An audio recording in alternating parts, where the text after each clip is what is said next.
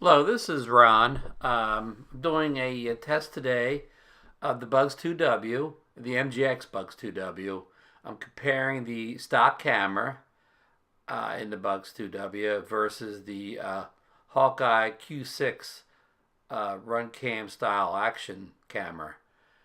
I have the Q6 mounted underneath the Bugs on like a little gonna call styrofoam mount with a rubber band holding it on and some Velcro to absorb a little bit of the shake and so the cut down on any jello, which you don't see much jello in the video, but you can definitely see the richer color detail, the definition, the way the Q6 handles the sunlight, the change from light to dark, so much better than the stock camera that's included with the Bugs.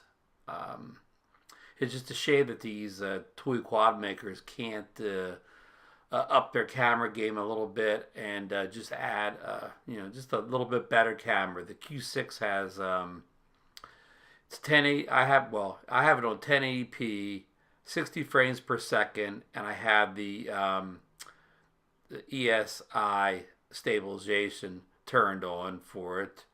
Um, so that takes a little bit of shake up, but doesn't look a whole lot shakier than the the stock camera footage. Doesn't look a whole lot shakier than the stabilized footage, but I think it is better. You judge in your opinion, but again, it's like night and day here. The quality of the footage from the Q6 compared to the Bugs 2 camera, which I would guess it's a 1080p, but I'm guessing it's a 2 megapixel with the real slow frame rate, probably not even 30, probably not even 24.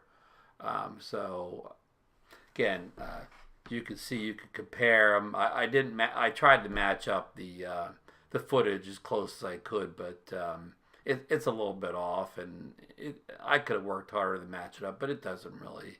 It's not really that important for you to see the difference. It was a nice spring day. The sun was out. It was low wind, so it was optical conditions to do this test. So again, I hope you enjoyed the test, and you can tell that if you really want to get some nice footage out of the Bugs 2W, you really need to add a external camera in some way, or else you're going to get a real low res toy camera quality out of the stock camera. Otherwise, it's a great quad.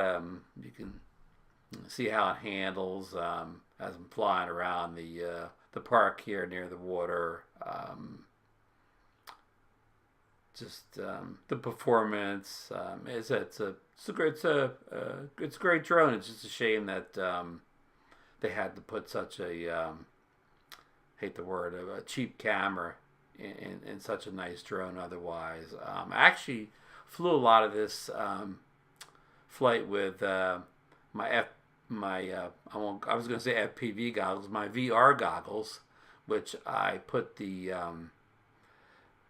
my iPhone X in, 10 in, and used the Bugs Go app and split the screen. I could fly at FPV. I was flying Wi-Fi FPV, and the signal was I would lose it once in a while, but I mean I was flying high and not near anything, so if I had a split second of delay, it really wouldn't make any difference. And when I did lose signal, I would just kind of stop and yaw it around a little bit, and I would regain the signal again. I don't know how far I took it away from myself, but you know, not more than 300 or 400 meters away, and probably 100, 200 meters tops at the high point. So again, I hope you enjoyed this test, and I'll see you in the next video.